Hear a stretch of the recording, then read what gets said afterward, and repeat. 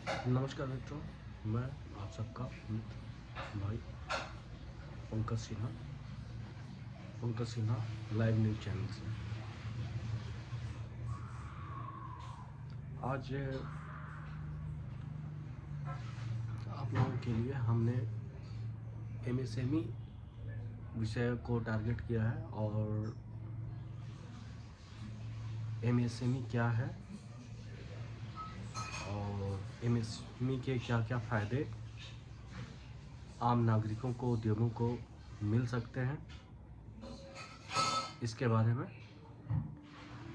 एक छोटा सा हमने खुद से प्रोजेक्ट तैयार किया है और इसमें बताने का प्रयास किया है।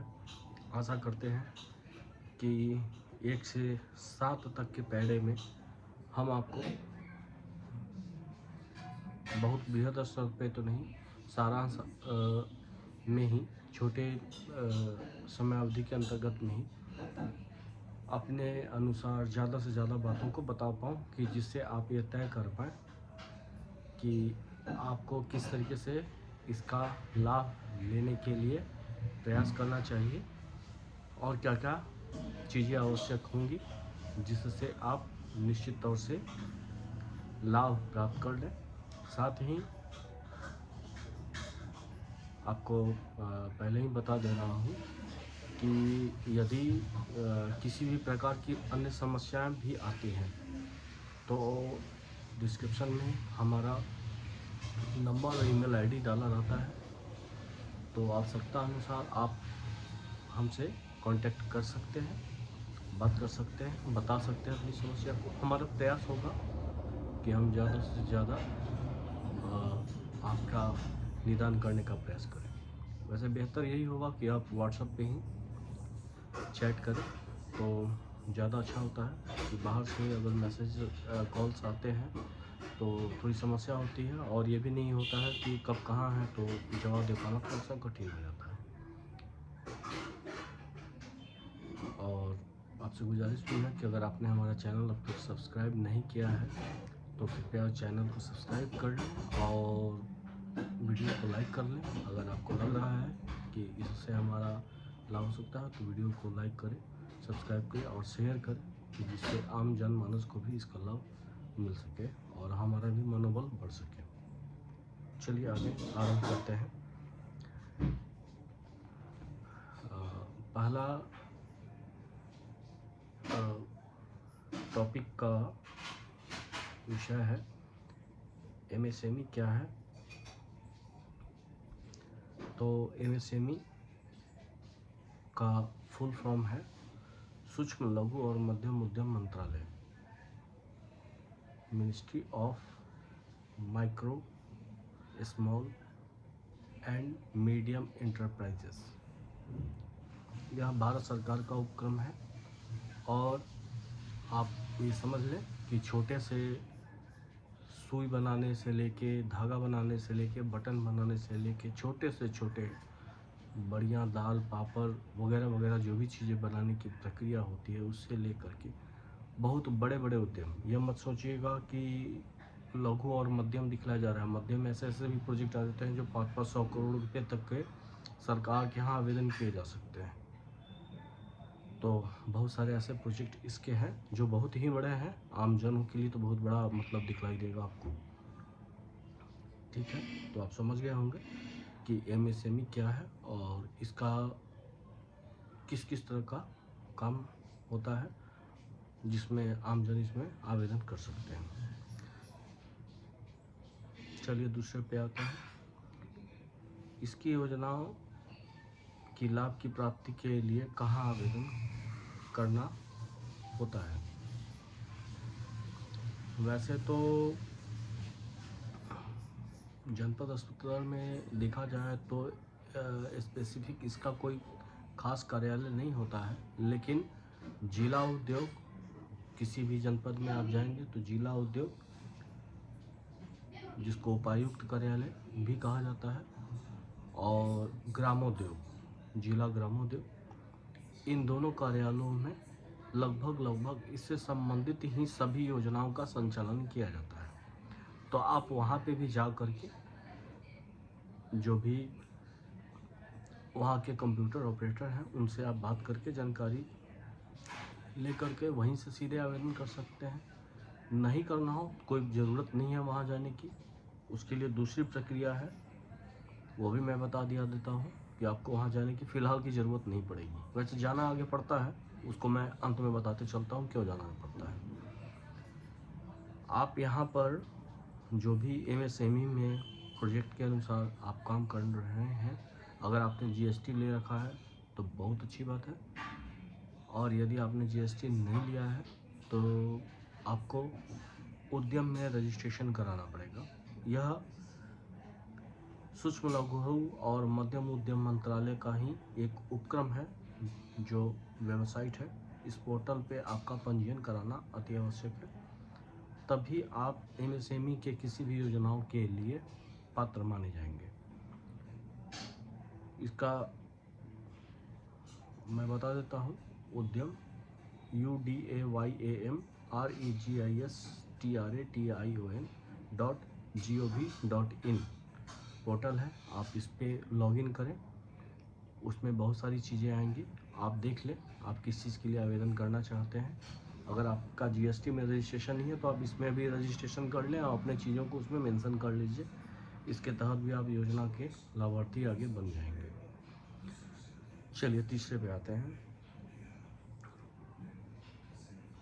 जनपद में इसके संचालन के लिए कौन से विभाग होते हैं? तो अभी हमने बतलाया था ही पहले पाढ़े में, जनपद में इसके संचालन के लिए मुख्य तौर से शहरी क्षेत्रों में या पूरे जनपदीय स्तर पे जिला उद्योग कार्यालय होता है, और ग्रामीण स्पेसिफिक ग्रामीण क्षेत्रों में रूरल एरियाज को लेकर के जो काम किए जाते हैं उसके लिए जिला ग्रामोद्योग कार्यालय होता है। वहाँ पे एमएसएमई से संबंधित जितने भी प्रोजेक्ट होते हैं गवर्नमेंट के, लगभग सभी के सभी इन दोनों के माध्यम से संचालित होते हैं। लेकिन इनके कार्यक्रमों में लाभार्थी बनने के लिए सिर्फ इन दो विभागों में ही कार्यक्रम नहीं आते हैं। अब इसको थोड़ा सा मैं विस्तृत करके ये बता देता हूँ कि अन्य विभागों में भी इन से संबंधित योजनाओं का लाभ मिलता है। जैसे आप मान लें वन विभाग या उद्यान विभाग, ठीक है। वन विभाग आप कहेंगे क्या होता है, तो वन विभाग में बहुत सारे ऐसे आते हैं जिसमें कलाकृतियाँ बनाने का काम होता है, जिसमें आप सीएनसी मशीनों को लेते हैं। ये भी लघु उद्योग मध्यम उद्योग के अंतर्गत में बहुत सारे प्रोजेक्ट के काम आते हैं, जिसमें खिड़की दरवाजे वगैरह वगैरह बहुत सारे आर्टिकल्स हैं, आप बना सकते हैं, बेड बना सकते हैं, टेबल कुर्सी मेज बना सकते हैं, होटल इक्विपमेंट्स बनाते हैं, इंस्टीट्यूट के, कॉलेजेस के, स्कूलों के बेंचेस बना सकते हैं, और भी बहुत सारी चीज़ें बनती हैं। तो ये तो मान लिया जाए वन विभाग के अंतर्गत में आने पे हो जाएगा। फिर आपका जो है उद्यान में आते हैं, तो उद्यान में जो है कि आपका बहुत सारी चीज़ें इसमें भी आती हैं जो बाहरी लोगों को शायद नहीं पता होता है। उसमें आपका देखिए तो आजकल साइलेज आ रहा है जो मक्के का होता है, मक्के को काट दिया जाता है और ये पशु गृहों के लिए बहुत ही आवश्यक माना जा रहा है, दुधारू पशुओं के लिए खास करके। उससे उनका जो है दूध की इसमें बढ़ोतरी पाई जाती है, बढ़ोतरी हो जाता है ऐसा माना जाता है। और जिला प्रशासन वर्तमान में इसको लेकर काफ़ी जागरूक है। तो साइलेज उद्योग हो गया, फिर आपका कोल्ड स्टोरेज के प्रोजेक्ट हो गए, विभिन्न किस्म की प्रजाति के पौधों को लगाने का प्रोजेक्ट हो गया। ये सभी प्रोजेक्ट का लाभ आप उद्यान विभाग के अंतर्गत ले सकते हैं। खाद्य प्रसंस्करण का भी प्रशिक्षण आपको उद्यान विभाग के द्वारा ही मिलता है। खाद्य प्रसंस्करण मतलब फूड प्रोसेसिंग। इसके अंतर्गत आप किसी भी खाद्य पदार्थ को लंबे अवधि तक प्रोसेस करके प्रोसेसिंग की प्रक्रिया में डब्बा बंद करते हैं, जैसे मटर हो गया, चाहे अन्य आपके जैम हो गए, जेली हो गए, अचार हो गए वगैरह वगैरह, इस तरह के बहुत सारे आर्टिकल्स होते हैं जिसको आप प्रोसेस करके लंबे अवधि तक खाने की प्रक्रिया में प्रयोग में लाते हैं। एमएसएमई का कार्यक्रम इसके तहत भी लेना है। इसके तहत ही आपके मुख्य पशु चिकित्सा अधिकारी के यहाँ के भी कार्यक्रम आ जाते हैं। और एक और छोटा सा चीज़ ये है कि जैसे इन सब तरह के सभी विभागों में आप घूमिए, कृषि विभाग में भी घूमिए, वहाँ भी आता है, समाज कल्याण में भी आता है। तो मतलब बहुत सारे ऐसे कार्यक्रम हैं। जिला नगरीय विकास अभिकरण है, उसमें भी ऐसे बहुत सारे कार्यक्रम हैं। बहुत सारे कार्यक्रम आते रहते हैं सभी विभागों में। आवश्यकता होगी कि आप वहाँ घूमें, जो आपके इर्द गिर्द में आपको लगता हो, या आपके कोई चिर परिचित अधिकारी हो, या किसी आपके इष्ट मित्र के जो है कि चिर परिचित कोई अथॉरिटी हो, तो जाइए, आप उनसे भी बात कर सकते हैं। खुद बात करने में सक्षम है, अपनी बातों को कहने समझाने में सक्षम है, तो आप जाए बात करके समझें और उस पर फिर काम करें आप। ठीक है। मुख्य विकास अधिकारी से भी, क्योंकि मैं तो अभी ये हमने बनाया जो वीडियो, ये मतलब यूपी बेस्ड से ही है, लेकिन हर एक ज़िलों में, जैसे हर एक ज़िले होते हैं बिहार में, जैसे मंडल होता है, अनुमंडल होता है, प्रमंडल होता है, तो अधिकारी तो लगभग उसी बेस पे काम करते हैं, उनके नाम बदलते चले जाते हैं। ठीक है, तो वो आपको पता चल जाएगा। और विकास भवन में जो है कि आपको उस सभी विभागों का भी पता चल जाता है। और आजकल तो ऑनलाइन का ज़माना है, तो ऑनलाइन तो आपको सब जगह वही होता है। ठीक है ना, वो आपको पता चल जाएगा कि से आप जहाँ से भर रहे हैं, तो फिर आपके जो डॉक्यूमेंट्स हैं भरने के बाद आपको संबंधित विभागीय पटल से आपको फ़ोन आ सकता है, मैसेजेस आ सकते हैं, अन्य माध्यमों से कांटेक्ट किया जा सकता है, जिसका आप जवाब देंगे आपको खुद ही पता चल जाएगा। सबसे अच्छा ऑनलाइन माध्यम है। चलिए, इसके बाद आते हैं हम लोग चौथे पे।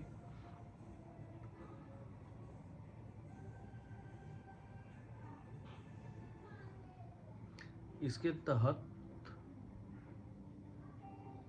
न्यूनतम कितना से अधिकतम कितने तक की राशि बतौर ऋण प्राप्त किया जा सकता है, हमारे ध्यान में आया था, तो हमने सोचा कि इस तरीके से ही जो है बना लें, तो आप लोगों के लिए बेहतर होगा।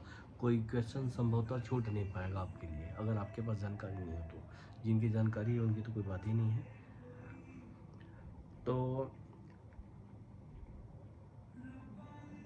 वैसे तो सरकार की विभिन्न सारी योजनाएं आती रहती हैं, लेकिन अमूमन जो अब तक चल रहा है, ये मान के चलें कि लगभग 50,000 से लेकर के न्यूनतम और अधिकतम 500 करोड़ तक के जो है प्रोजेक्ट इसके तहत आते हैं, जिसमें आपको सूक्ष्म लघु और मध्यम उद्यम मंत्रालय के लगभग सभी प्रोजेक्ट इसके अंतर्गत संचालित होते हैं। बाकी सरकार के विशेष अनुमोदनों पर और भी मत बढ़ाए जा सकते हैं, तो वो सरकार की अपनी अवस्था होती है, वो उसके बारे में पब्लिकली बहुत बात करने की ज़रूरत नहीं है। क्या कोई भी उद्यमी या व्यक्ति न्यूनतम से अधिकतम तक की योजनाओं तक के लिए ऋण प्राप्त कर सकता है? हाँ, कोई भी व्यक्ति न्यूनतम अधिकतम से प्राप्त कर सकता है, लेकिन उसकी योग्यता भी अपनी होनी चाहिए। एक तो कार्य की योग्यता, कि कार्य के बारे में उनका अपना क्या अनुभव है। दूसरा, कि उनके पास ऋण के भुगतान के लिए इन फ्यूचर कितना बैकअप है, जैसे उनके पास अपनी ज़मीनें कितनी हैं, कितनी अन्य मतलब ज़मीन के अलावे भी अचल संपत्ति और भी आता है, मकान वगैरह है, चाहे अन्य चीज़ें हैं, तो क्या क्या है, नौकरी पेशा भी है, या कुछ और भी बड़े उद्योग धंधे चल रहे हैं, छोटे चल रहे हैं, तो जो भी चलेगा जिस तरीके से, तो बैंकर्स ये तो देखते ही हैं भाई, उनको लोन देना है तो रिकवरी भी करनी है। अगर उनका लोन रिकवर हो जाता है तब तो बढ़िया है, आगे जो है कि आप बड़ी चीज़ों के लिए भी जो है पात्र हो जाते हैं। लेकिन आपके सिविल को देखते हुए, आपके टर्नओवर को देखते हुए, आपकी आधारभूत आर्थिक व्यवस्थाओं को देखते हुए ही स्थानीय उपक्रम आपको ऋण प्रदान करता है। ऐसे आपको ऋण, ये नहीं है कि आप 50,000 के लायक के हैं तो आपको जो है 50 करोड़ का लोन मिल जाएगा, ये नहीं है, ऐसा नहीं होता है, आप भी जानते हैं।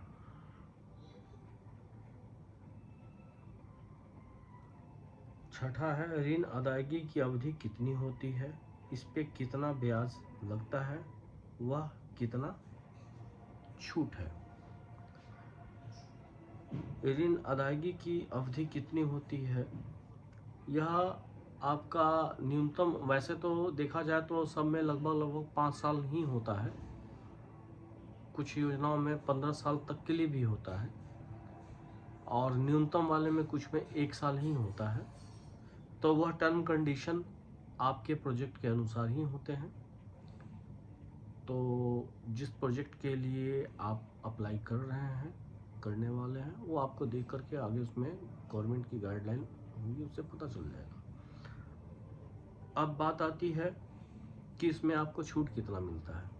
ठीक है, ये बहुत ही ज़रूरी है कि छूट कितना आता है। तो एमएसएमई के जो प्रोजेक्ट होते हैं उसमें आपको न्यूनतम 25% से लेके 35% तक के जो है जनरली जो प्रोजेक्ट आते हैं उसमें आपको छूट मिलते हैं। 25 जनरल कैटेगरी के लिए आता है और 35 आपके जैसे दिव्यांगजन हो गए, महिलाएं हो गई, विधवा महिलाएं हो गई, रिटायर्ड फौजियों के या मृतक आश्रितों के महिलाएं हो गई, अनुसूचित जाति, जनजाति, अल्पसंख्यक वर्ग भी इसमें आते हैं, इनको भी 35% का ही मिलता है। अब कुछ ऐसी योजनाएं हैं जिसमें आपके लगभग 50% तक के मार्जिन आते हैं, तो वो योजनाएं कम होती हैं। जैसे कुछ प्रोजेक्ट सरकार की आती है, अभी जैसे भारत सरकार की गाइडलाइन के अनुसार गौशाला का प्रोजेक्ट चल रहा है, उत्कृष्ट किस्म की गौओं को पालने के लिए। उसमें एक योजना 2 करोड़ की है जिसमें 50% छूट होने के कारण 1 करोड़ ही जो है लाभार्थियों को भरना है, और एक 4 करोड़ की योजना है जिसमें 2 करोड़ रुपए जो है उनको छूट हो जाने हैं, 2 करोड़ को ही उनको डालना है।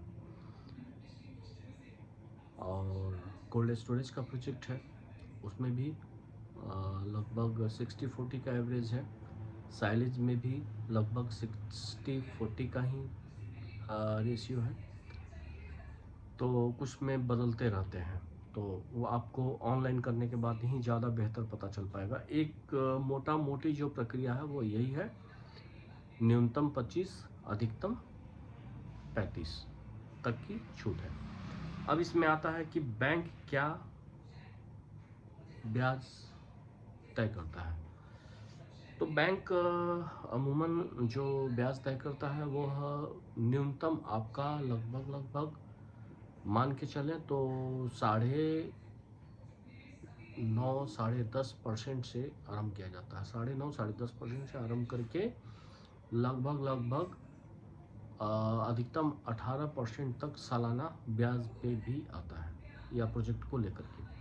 तो ये देख लीजिएगा, ये एक अलग पहलू है, क्योंकि बैंकर्स बहुत सारे लोग तो बताते भी नहीं हैं, क्योंकि इसकी प्रक्रिया भी अलग होती है। तो बहुत सारी चीज़ों को समझ लेना पड़ता है, वो तो काम करने के बाद आप समझेंगे ही। जैसे हमने कहा कि सिर्फ ऑनलाइन से ही काम नहीं होता है, नहीं होना है। कोई भी चीज़ आप कितना भी ऑनलाइन कर लेंगे, ऑफलाइन आना पड़ेगा, ग्रास रूट पे काम करना पड़ेगा। बिना ग्रास रूट पे वर्क किए आपको कोई भी डिग्री नहीं मिलने वाली है। अभी आते हैं 7वें पे, क्या ऑनलाइन आवेदन कर देने के उपरांत ऋण दिलाना तय हो जाता है। देखिए फिर से लास्ट टॉपिक में हम लोग यहीं पे आ गए। नहीं, ऐसा नहीं हो सकता है। अभी हमने फिर से पहले भी कहा, अभी फिर से कह रहा हूँ, ऐसा नहीं हो सकता है कि आपने ऑनलाइन कर दिया। अभी हम लोग उतने मतलब कहा जाए कि हम लोग पूर्ण रूपेण जो है अभी विकसित नहीं हुए हैं, विकासशील है, तो प्रक्रिया वैसी हमारे यहाँ नहीं हो सकती है, ये आप ध्यान रखिएगा। और बैंकों के भी जो है कि अपने बहुत सारे व्यवस्था होती है, वहाँ देखना पड़ता है। बैंक में जब आप बात करते हैं या आप संबंधित विभाग में बात करते हैं, जहाँ पे भी आप बात करेंगे तो दोनों में से दोनों उपक्रम आपको यही बोलेगा। बैंक में बात करेंगे तो आप बोलेगा कि आपने विभाग में बात कर लिया क्या। अगर आप विभाग ने में बात कर लिया तो बैंक वाले के बारे में वो भी जरूर पूछेंगे कि आपने बात किया है कि नहीं किया है। नहीं किया तो एक बार कर लीजिए कि वो क्या कर रहे हैं, क्योंकि वहाँ के भी कुछ अपनी जो है औपचारिकताएँ हैं जो हमारे इस तंत्र में समाहित है। अब क्या है, कैसे आप काम कर पाएंगे, उनको आप जाएं, देखें, समझें, बात करें। वो जैसा बताते हैं, देखिए कितना सही है, कितना सुगम है आपके लिए काम करना। उस पर आप अपनी तैयारी करें। अगर एक बार आपको यह प्रोजेक्ट मिल जाता है तो निश्चित तौर से देखा जाए तो बहुत ही सरकार की योजना तो बहुत ही अच्छी है, इसमें कहीं कोई संदेह नहीं है। क्योंकि अगर न्यूनतम भी 25% भी छूट आता है और आप बैंकों का ब्याज वगैरह भी कवर करते हैं तो भी मान के चलें कि लगभग जो है कि आपका 18 से 20% में ही लगभग सभी चीज़ें तय हो जाती हैं। और भी नीचे आ जाइए, 15% भी अगर आपको छूट मिल रहा है तो वो कम तो नहीं है, क्योंकि मूल पूंजी से कम ही आपको जो है भरना भी है। सबसे बड़ी बात है कि सरकार इस पे खुद भी ध्यान देते रहती है, विभागीय उपक्रम भी ध्यान देता है, ऐसा नहीं है कि नहीं देता है, देते हैं लोग। अथॉरिटी आज ये अच्छे तरीके से समझ रही है कि उद्यमों को अगर पनपाना है तो उनके साथ कुछ काम करना पड़ेगा, उनको भी दिशा निर्देश देना पड़ेगा, और दिया जाता है। बहुत सारे लोग हैं, अच्छे लोग भी हैं, अच्छा काम बताते हैं, समझाते भी हैं। तो आशा करता हूँ कि आपको हमारा ये वीडियो पसंद आया होगा, और जहाँ तक मेरा प्रयास रहा है कि मैं आपको सभी चीज़ों को अक्षरशः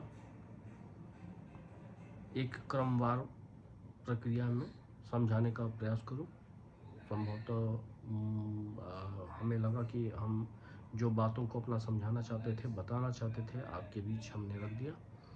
अगर कोई कमी हो, कुछ खामियां नज़र आती हो हम में कि कुछ ऐसी चीज़ें हैं जो आप नहीं बता पाते हैं या इस तरीके से बताते हैं, तो कृपया आपसे निवेदन है कि हमें कमेंट में अवश्य बताने का कष्ट करें, जिससे हम अपना मार्गदर्शन कर पाएँ। धन्यवाद, नमस्कार।